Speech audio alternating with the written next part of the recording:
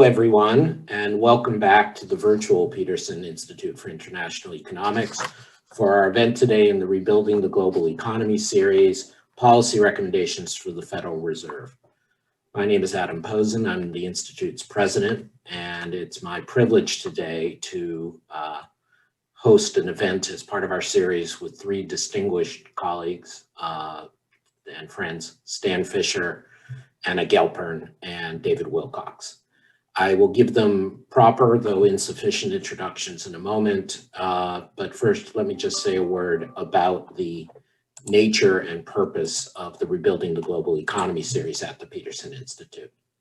From basically the 50s up through the early 2000s, global integration and prosperity as well as peace were largely going hand in hand. Not everything that advanced globalization was necessarily good for everyone, and not everything that was prosperity was due to globalization. But in the broad, these were mutually reinforcing trends and were benefiting the world.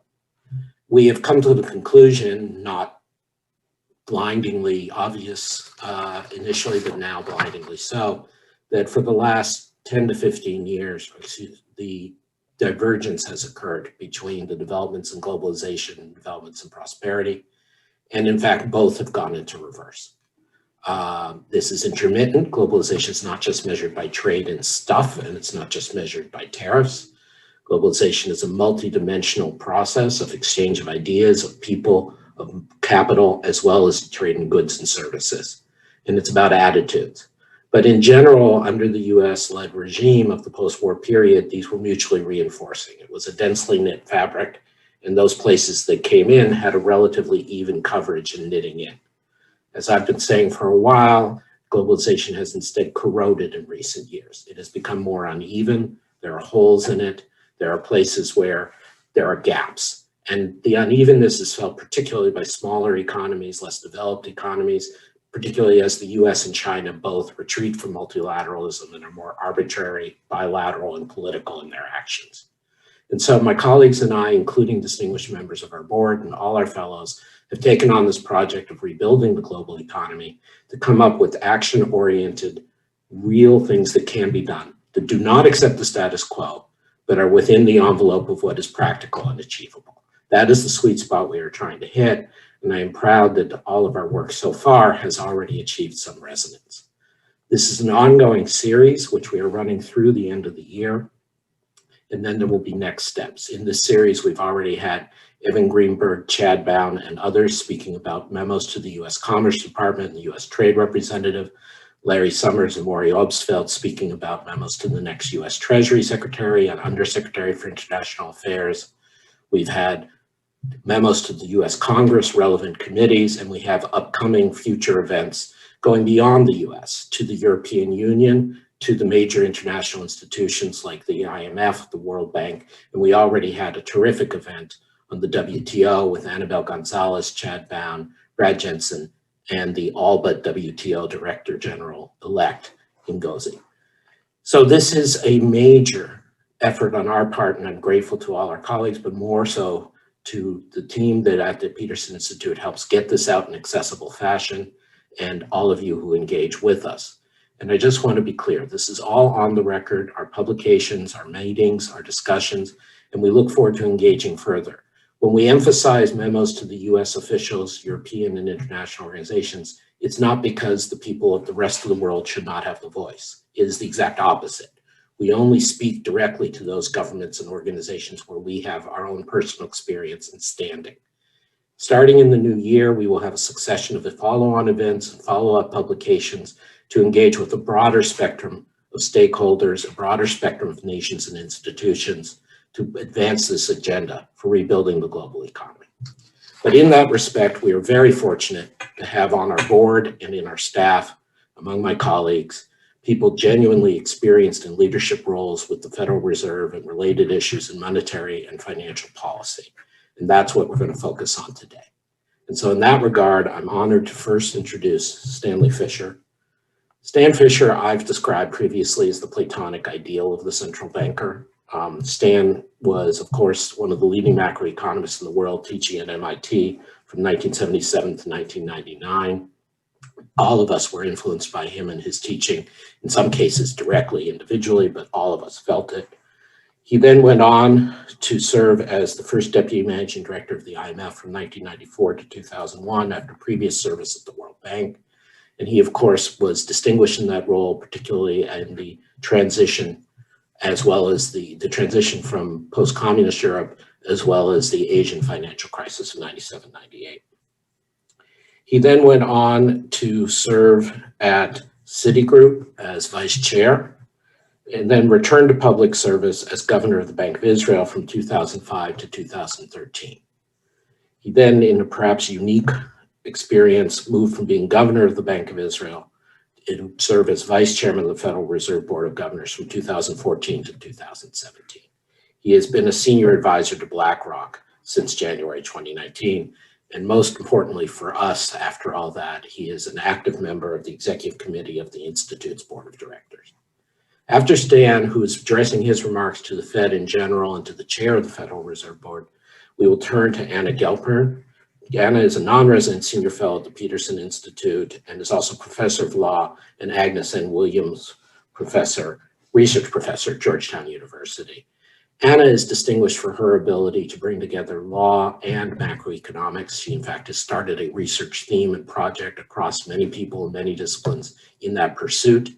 She has been a practical leader in working with the IMF and the US Treasury and private sector on international debt issues. She's been a visiting professor at Harvard Law School and University of Pennsylvania School of Law, and even has practiced in the past with Cleary, Gottlieb, Steen, and Hamilton in New York.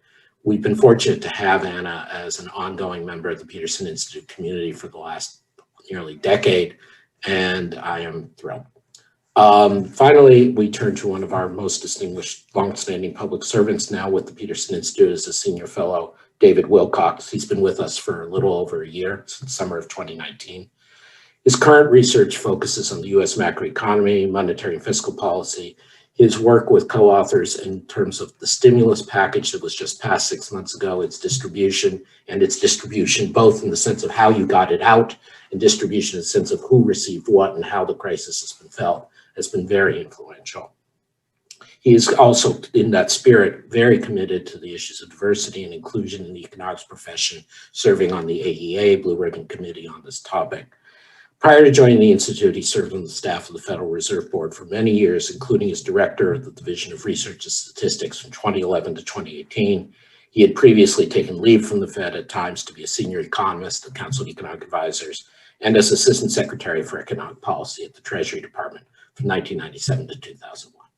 So this is a great group. They obviously agree on a lot. They obviously don't agree on everything. And I look forward to their remarks. Stan, thank you very much. Thanks very much, Adam, and it's a pleasure to be here, here where I am and here where you are, equally.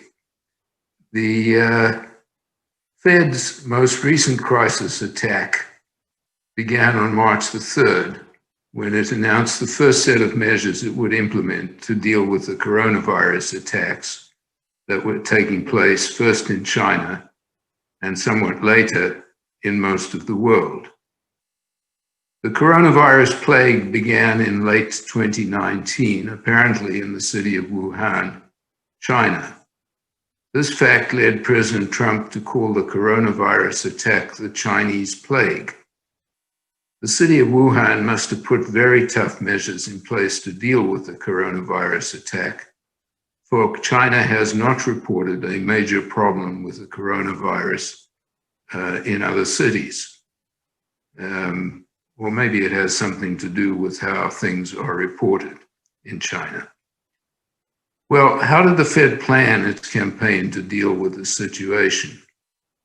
The situation was one which essentially had begun in the knowledge of Western critics or Western observers, had begun with the Wuhan event and with some reports by the Chinese. And it seemed to be taking a fairly long time for the Fed or anybody to get anybody in the West to get to work trying to stabilize the situation and trying to deal with what looked like a very serious, a potentially very serious situation. The Fed kept quiet, talked about things it might do, was not very active, and actually caused at least one observer, that was me, to worry about whether they had lost their nerve. But they hadn't lost their nerve at all.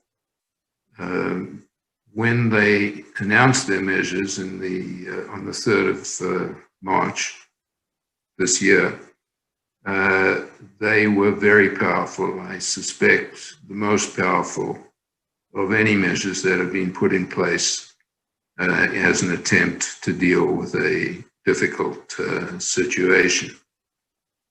And so what does that mean?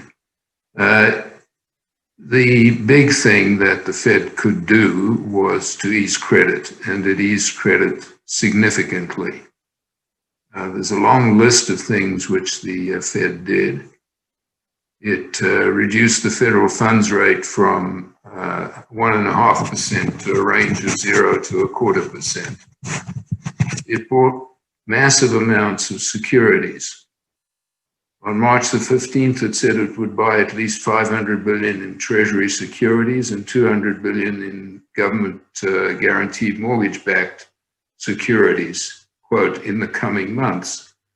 This was the package that was used in the last time that the Fed was dealing with a situation that could lead to a crisis.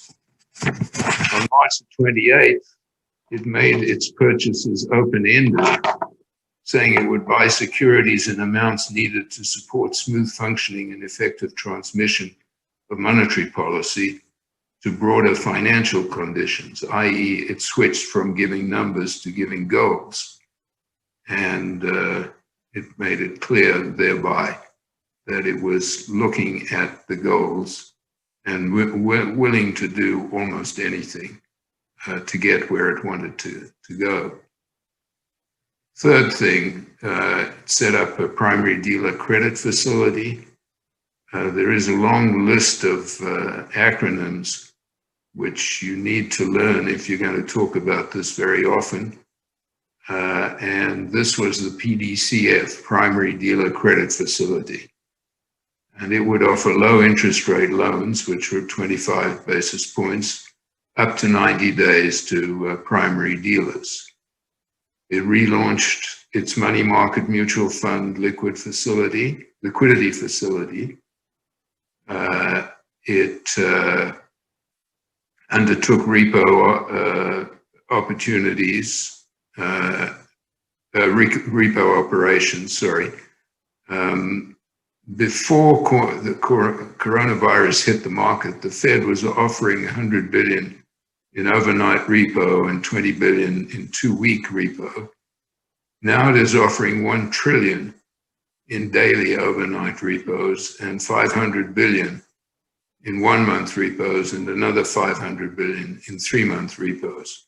This is heavy stuff, heaviest we've ever seen, I think. It instituted direct lending to banks, reduced interest on borrowing at the discount window from 1.75% to 0.25%, and it extended the term to 90 days, and also increased direct lending, and also introduced a facility that introduced direct lending to major highly rated U.S. corporates from the primary market corporate credit facility, which made it clear that the Fed could buy new bond issuances and make loans as well. And this goes on and on. It supports loans to small and mid-sized businesses. It supports them to expanded to three groups of borrowers. got three programs: a new loans facility, an expanded loans facility, and a priority loans facility. They will fund up to $600 billion in that facility in 5-year loans. And it also will make direct lending to state and municipal governments. Equally of interest, especially I think to Adam, possibly to others on our group, international swap lines had been had been carefully guarded by previous Feds. And there were 5 countries which could receive international swap lines from the Fed. That switched to 24 central banks. And most significantly, some of those central banks were not developed country central banks. Some of them were emerging market central banks. Well, all this is an amazing amount of work. David was there, and he'll no doubt have something to say about this, but it is an amazing amount of work and remarkably well done as far as outsiders could tell. And the Fed, of course, had some practice in having done that as it worked its way out of the 2008-2010 crisis during the presidency of Janet Yellen. Well, this is all very exciting, but this is a different crisis. It's a crisis where what you have to teach the undergraduates is that what's going to be happening here is we use fiscal policy, we use monetary policy, and we have to do something about these coronaviruses. Well, that was not strictly the Fed's problem. I mean, it was the source of the Fed's problem, but it was not something that the Fed had much capacity to deal with, and various measures were undertaken to try and get the private sector to produce some vaccine that would enable people to become immune to the coronavirus. Well, this seemed like a heck of a thing, but we are talking now as the first fruits are coming in, and we have 2 that are close to becoming available before the end of this year. I think that's more rapid than most of us assumed. It also has another advantage. This was a contest, and there were quite a few people, there were quite a few companies and countries competing, which meant that there will initially at least be quite a large number of different vaccines that could be very useful in case some of them didn't work out. Now, there's obviously a serious difficulty in getting a national crowd. Sorry, I'm moving on to other things. The other things being, what else were people supposed to do? Well, we've got appropriate crowd distances ought to be maintained. We can keep people separate to some extent, and we could do a lot of things that were obvious, all of them very uncomfortable, but very much important. Israel did very well in round 1, did very badly in round 2 because the government in its wisdom said, oh, the measures are off, do what you want to do. Well, they did what they wanted to do. That wasn't what the government thought they were going to do. So that had to be reinstituted, and they're now back in a situation where they're doing very well in terms of what's happening to health statistics. I'm not sure how long I need to take, but I think I can't do very much, take much more time. What was clear is how differently different states in the United States and different states that are sovereign states have done in fighting with the coronavirus. And I assume that if you had governments of the same degree of efficiency, you would probably find, aside from having to ask how big the problem was to deal with for each country or each state in the United States, the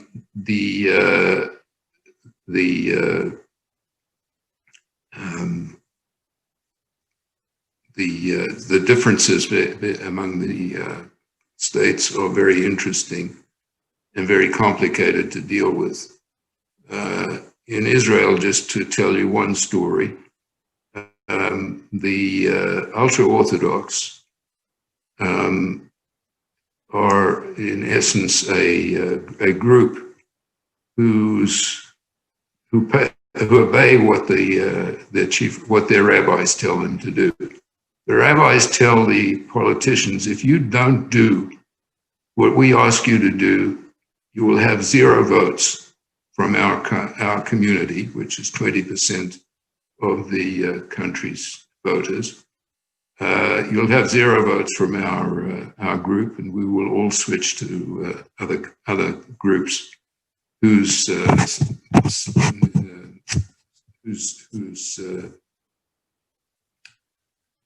understanding of the problem is essentially the same as the ones that we're trying to get rid of. So that all is happening. Now, I haven't really talked about Corona and what should be going on, and I'm running out of time. So let me just say 1 or 2 things very briefly. There are other things that have been going on about what companies need to do and what private individuals need to do. Some of it is weather related, which is if companies are if weather is bad. Sorry, if companies are have oil in the ground or anything else, that's if anything else is a diminishing resource when used, how do you deal with the economics of that, and how important is it? Mark Carney, when he was governor of the Bank of England, spent quite a lot of time discussing that issue and thinking that it was very important. It hasn't had much progress made, but it's certainly a serious problem. Now, what has the cost of the coronavirus episode so far been? How big is it? We don't really know. And actually, when I looked at attempts to measure at least what came out of the IMF's annual data or quarterly data, I'm surprised actually at how the aggregate has not been that big.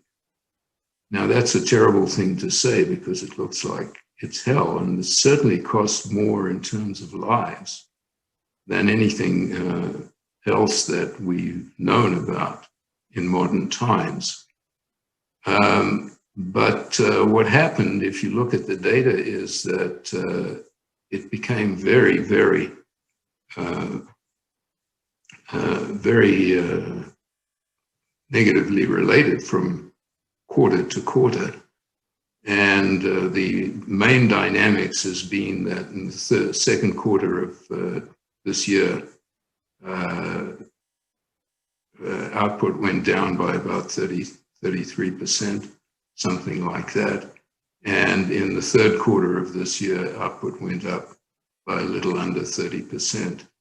So Now, I know that if you take 30% down and then go up 30%, you're losing. But that was essentially what the dynamics has been. And that's what the aggregate numbers say. What is more worrisome is the distribution of the costs. And we really have very, very many people out of work in the United States and no doubt in other countries. And those are difficult issues and they're politically important. One last comment. When Olivier and I discussed this issue, Olivier said, oh, it's very simple. People will be taken out of jobs, and then when the situation improves, people will be put back in the jobs. And it sounded very simple. It sounded very simplistic. Actually, that's approximately, but with a big approximation, what's been happening. What's been happening is that many people, particularly unskilled workers, have lost their jobs. The most skilled are not losing their jobs. And this may be a very difficult event to deal with whose consequences we will have to deal over a much longer period than it took.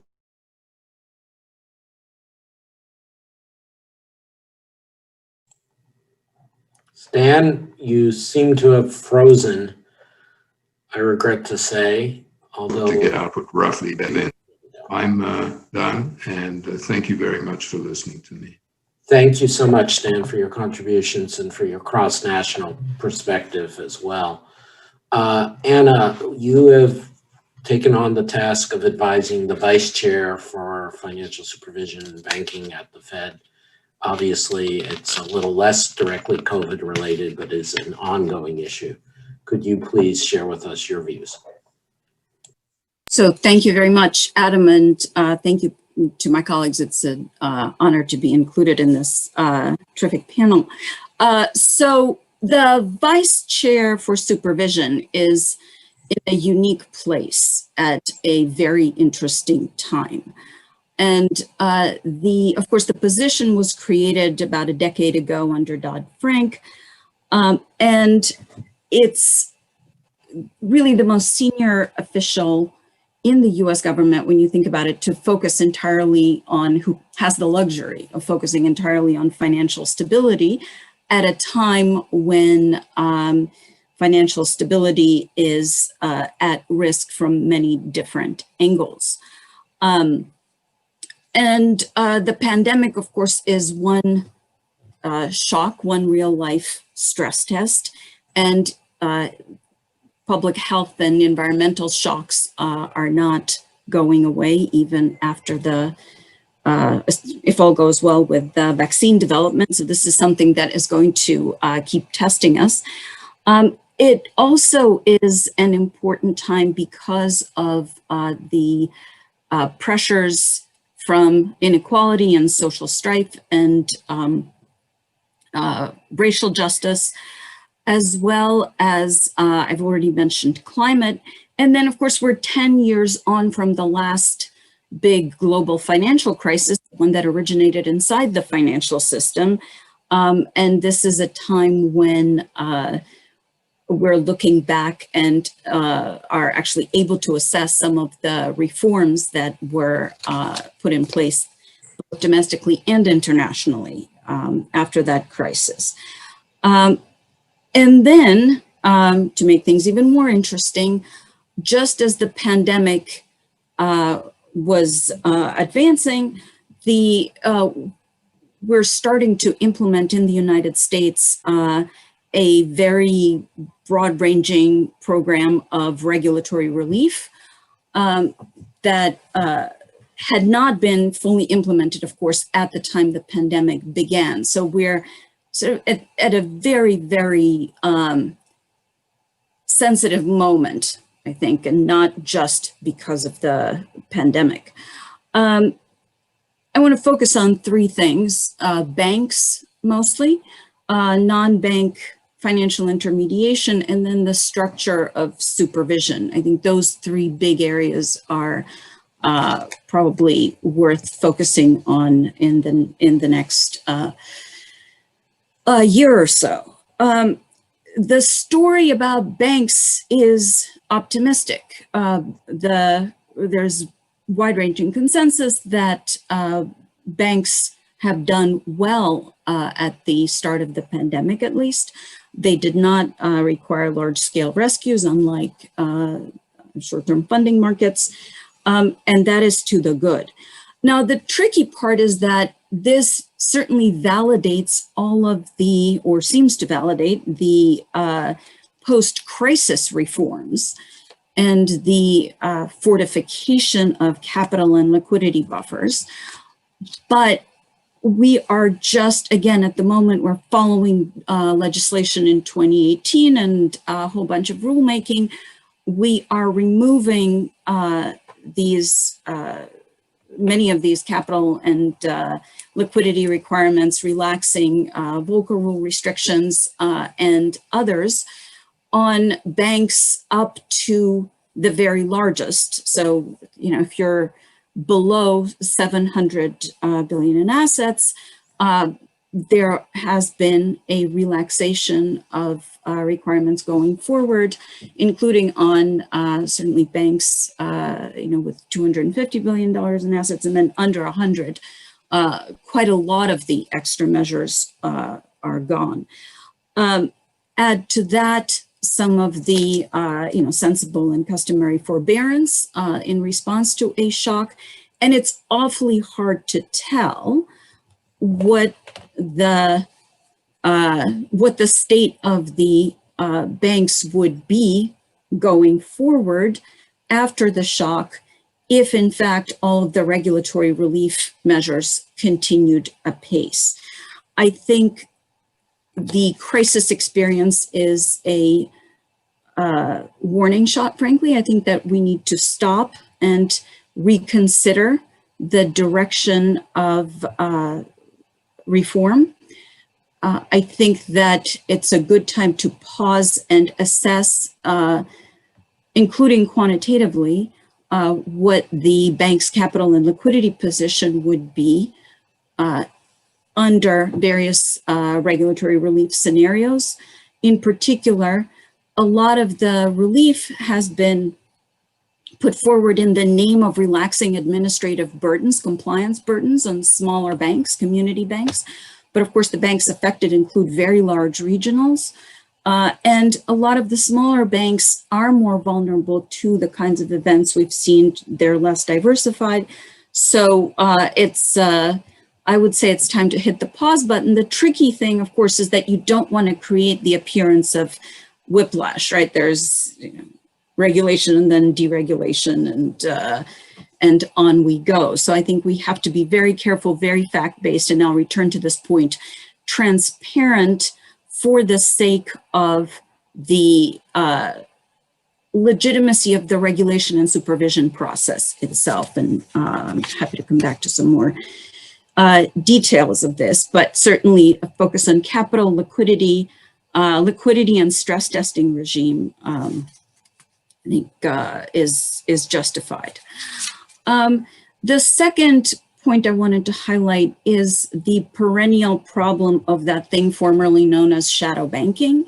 So we no longer use the term shadow banking, and that's okay. It wasn't an ideal term, but the phenomenon of non-bank financial intermediation, of leverage building up and in the financial markets and bank-like activities that take place in the financial markets detached from regulated bank balance sheets, again, continues apace. And in fact, non-bank financial intermediation has grown much faster than commercial bank assets in recent years. So here's the trouble. I think that it is perfectly defensible to say that you can't regulate markets the same way you regulate institutions, but the new activities-based approach has been in search of substance and definition for some years. So the latest guidance would essentially defer to functional regulators like the SEC to oversee potentially systemically risky activities. This is fine in one sense. Functional regulators like the SEC and the CFTC know the players and know the contracts, know the market structures involved. On the other hand, these are not regulators that are that have a financial stability outlook that the Federal Reserve has.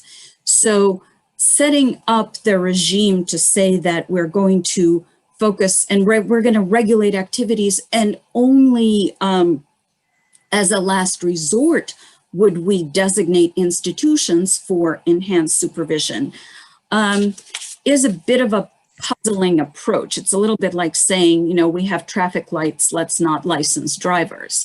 There is no, analytically, I don't think it makes a huge amount of sense.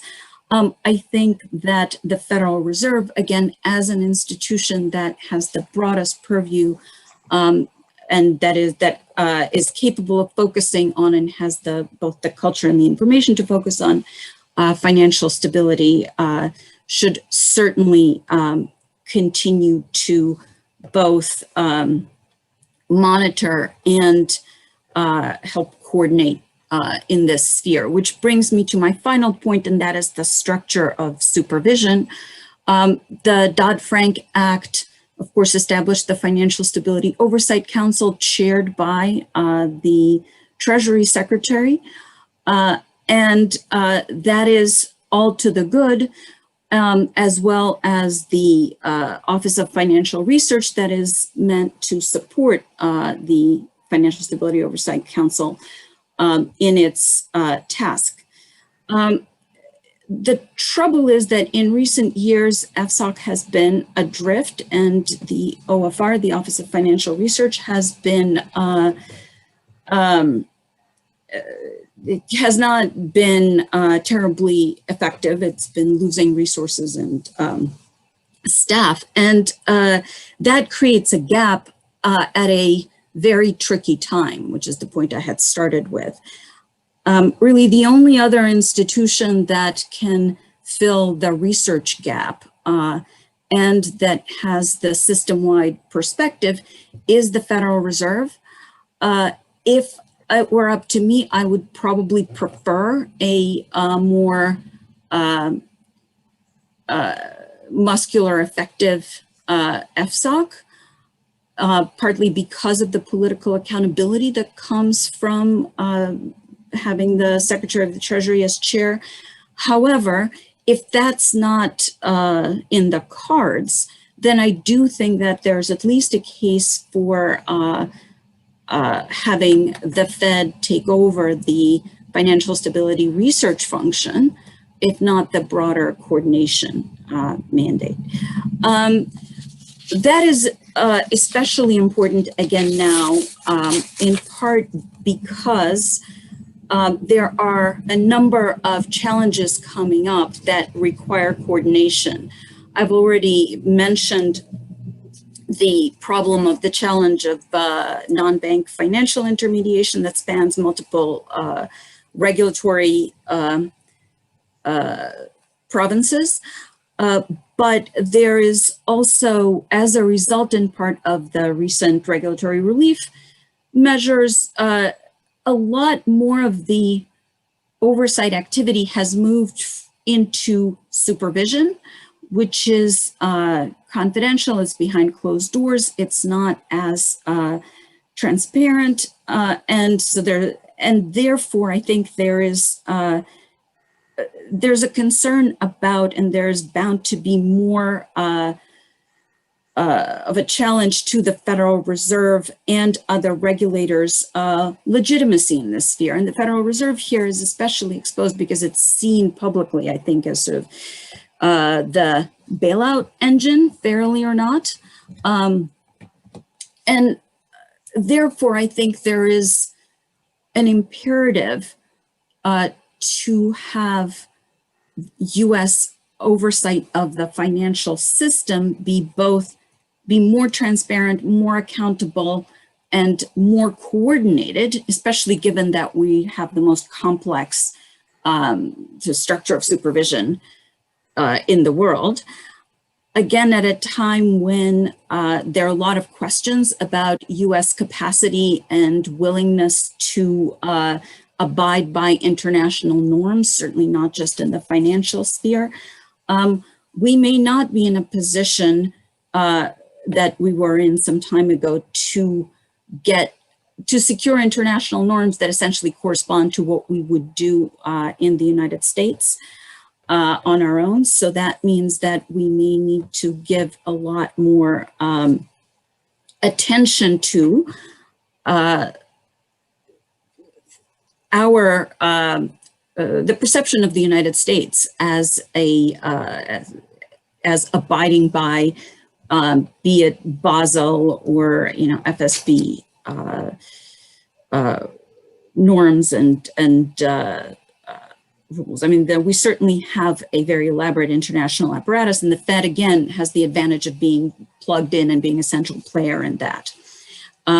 Meanwhile, the gap between what we are doing because of regulatory relief and with medium and smaller banks being exempt from a lot of the new requirements, I think the gap is larger and bound to grow. Challenges in areas like technology and having new actors seek access to the payment system certainly would require coordination. The Fed is the only game in town for now. Again, I would love to see a robust, politically accountable, transparent coordination mechanism. That's not the direction in which we've been going in recent years. Some of it understandable, some of it I might quibble with, but I do think now is the time both for the Fed to focus on the coordination challenge and for the rest of us to focus on what the Fed is doing. Thank you, Adam. Thank you very much, Anna, for the call to action and the clear setting of both the regulatory trends and the role of the Fed, particularly the vice chair for supervision in this context. Anna's put up a slide with with her main points from her preparation. This is an opportunity for me to remind all of you listening either live or later that the videos, the transcripts, and the associated memos forthcoming are available on the Peterson Institute's Rebuilding the Global Economy microsite. Access it via our website. And that we welcome questions. We're already starting to get some in. Please use the Q&A function on the Zoom chat if you're a registered guest, not the chat function. So I will get to those in a moment and try to get as many in as we can. Thank you. Finally, let me turn to David Wilcox for remarks to the vice chair and obviously to the Fed in general on monetary policy and the economy. David. Thank you, Adam. It's a pleasure and a privilege to be with you as part of this event. I take particular joy in appearing alongside my thesis advisor, Stanley Fischer, the person who did more than any other in my early professional formation. Let me begin with two observations that set the context for the policy recommendations I will summarize later. First, it is essential to stipulate right from the top that through extremely challenging circumstances, monetary policymaking has performed this year with distinction. The Fed acted forcefully from the outset of the economic collapse to stem a dangerous situation and to stave off even worse hardship for American families. I want to express my pride in and admiration for a remarkable institution and the extraordinary people from top to bottom who make it work. I also want to acknowledge the untimely passing in September of Thomas Laubach, director of the Monetary Affairs Division at the board, a good friend to many of us on this call, co-author along with Ben Bernanke, Rick Mishkin, and our own Adam Posen of the famous 2001 inflation targeting volume, and one of the finest human beings and public servants you would ever meet.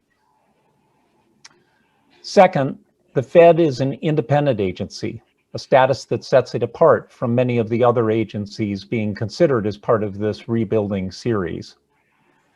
One consequence of this independence is that there aren't any direct policy determinations that the Biden team will need to make with respect to monetary policy on day one or later.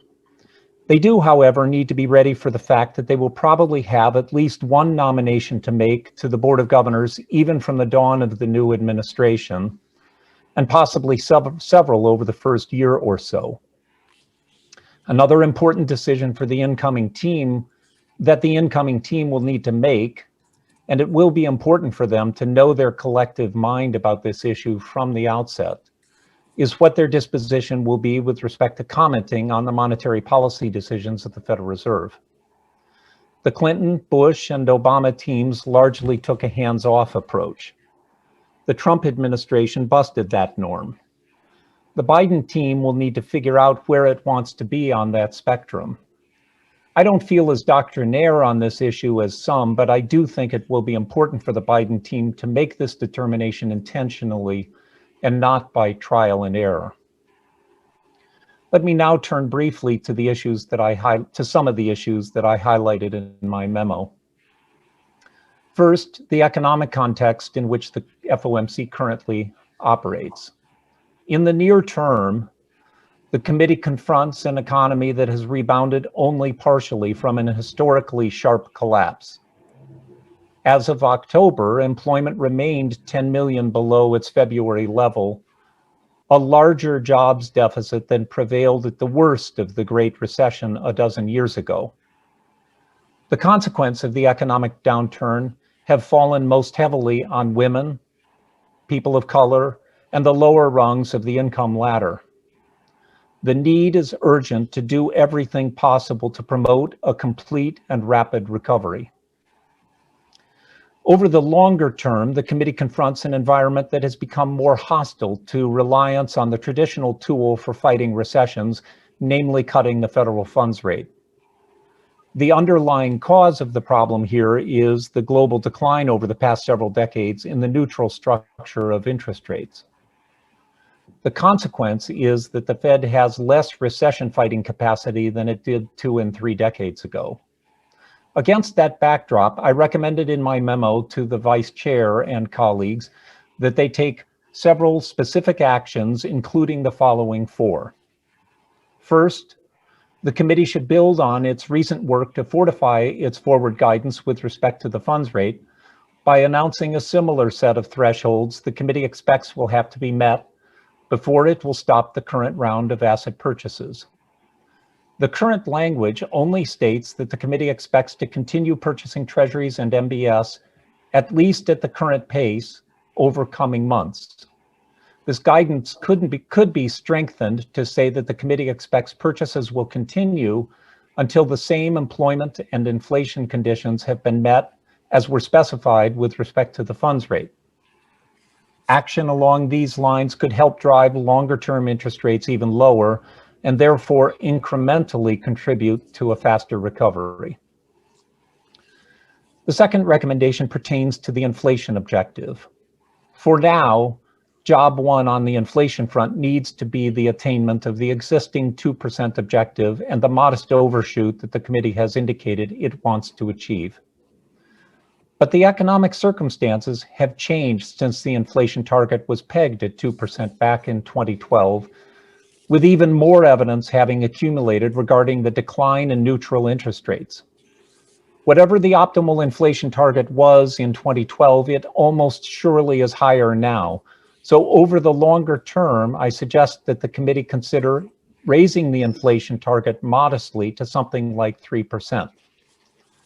As Adam Posen argued in an ECB forum, this increase could be undertaken in concert with other central banks around the world. The committee could build a rhetorical bridge to a modestly higher inflation target by saying that their first priority is to restore inflation to the current 2% objective. And once that is attained, they will revisit the question of what the optimal level of the inflation target might be. Such a step would eventually recoup for the Fed a portion of the recession-fighting capacity it has lost. The third recommendation pertains to making sure that monetary policy has maximum latitude to focus on achieving its employment and inflation objectives. The problem here is that in an environment of persistently low interest rates, threats to financial stability may be particularly likely to emerge. The toolkit for containing inappropriate risk-taking is remarkably sparse in the United States, heightening the risk that unless the toolkit is enhanced, monetary policymakers may need to let up on the accelerator pedal in order not to destabilize the financial system. Building out the macroprudential toolkit will be a longer-term project involving extensive coordination with the Congress and across the regulatory community, but one that should be pursued now and one where we have much to learn from the experience of other countries. Finally, it is crucially important that the project of rethinking the Fed's role in helping to close racial and other economic inequities continue. It is true that the Congress has given the Fed only a limited set of tools, and the Fed must continue its practice of respecting the instructions given to it by the Congress. But like every other institution in our society, the Fed needs to revisit even long-held implicit assumptions and make sure that in all of its functions, not just in monetary policy, it is doing its utmost, up to the extent of its authority, to create an inclusive economic and financial environment, free of structural racism and any other form of discrimination. So those are my recommendations, and they are summarized once again here in this slide. And together with my colleagues on the panel, I look forward to entertaining your questions. Thank you very much. Thank you, David. That was terrific. I obviously agree with large parts of it, but in addition, it was clear and human and right. And I appreciate your reference to our lost colleague, Thomas Laubach. Thank you.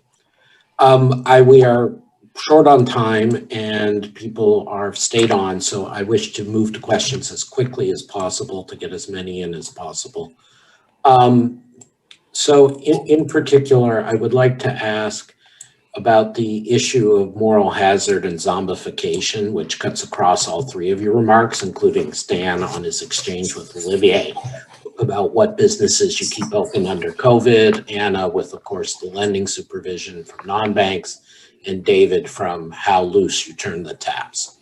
This is a number of our colleagues on the call have asked about this. I mean, how worried should the Fed be about the idea that they are interfering with creative destruction and reallocation of capital in the economy? Is this moot at this point, just as it became a dozen years ago? Or are there things the Fed should be doing in this regard? And again, let's just go in order, Stan, Anna, and David, and then we'll pose some more specific questions. Thank you. Thanks. I'm not sure that I got the two questions, but one clearly has to do with the 2% inflation target. And my view on that is, or was, that we should stay with 2% because once we start moving away from 2%, we're going to have basically the system we had before, in which there was no particular basis or no particular place at which the inflation rate was going to be a target. And I think that would turn out to be very unfortunate. It basically, as far as I can see, will do away with the inflation targeting approach after some time. And I'm not sure how healthy that would be. Sorry, Adam, I didn't get the second question. Sorry to be unclear, Stan. Basically, how much should the Fed be taking into account the fact that its loose policies may be keeping open unviable businesses or leading to financial moral hazard? Is there anything they can do about it or not? Well, I'm sure that they are taking account of it, in fact, as they speak in meetings and so forth. So I'm quite sure that this thing is being taken into account. And I think basically, if there's some long-run prospect of a company surviving, then a great deal of effort should be made to keep it going. And that's it.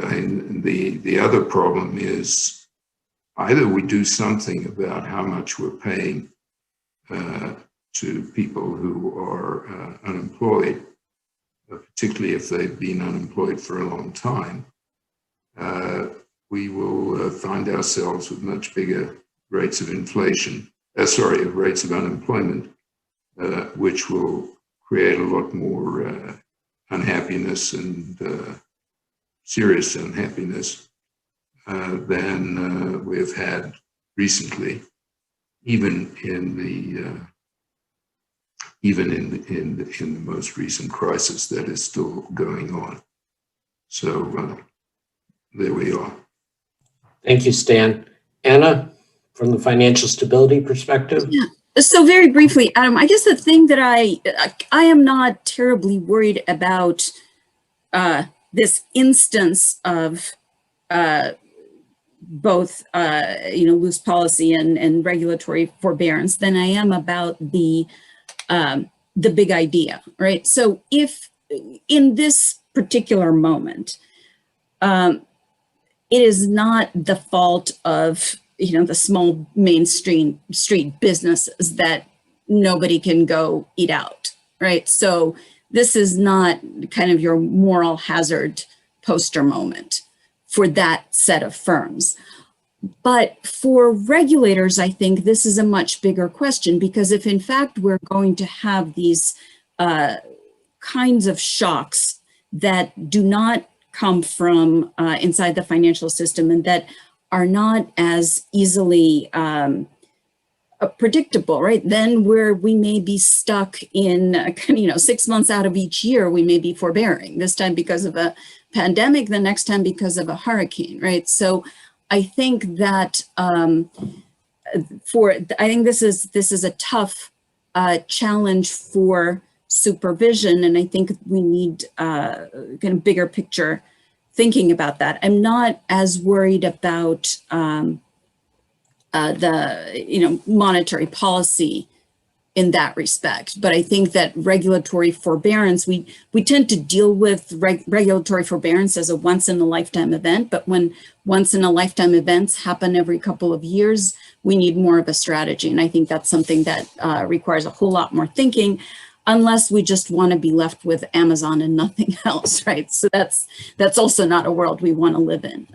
So it's an economic policy and kind of structural coordinated supervision question. Thank you very much. David? Yeah, I think I substantially agree with that. In an ordinary recession, the financial viability of any given business is extremely difficult to judge. This is a situation unlike an ordinary recession, and the financial viability of businesses is even more difficult to assess. It seems to me that our social compact should be to provide a financial bridge to the post-virus period when the sorting out can occur. It will become a little more apparent which are the viable lines of businesses and which are the specific businesses that will do well. It seems to me that in order to avoid some of the longer term scarring and other forms of damage, we need to be generous in our provision of that assistance to get to that post-virus period and worry less about creating zombie firms or sustaining zombie firms in the meantime. Thank you, David. One quick follow-up question to you, or Stan raising his hand. Yes, Stan, please. I mean, this is a very big issue, and the big issue is in our educational system, as far as I can tell. And once we've got them, people who've not had adequate education, we're going to have to deal with them. And so if we haven't got them in some good shape by the age they're 30 or something like that, we've lost. And we're going to have to pay large sums to keep those people in a situation which the rest of us would be capable of thinking is as good as you can get. And so I think that we've got to look further at these things as time goes on. When you listen to the people who deal with education and unemployment, it's very interesting and in many ways very persuasive.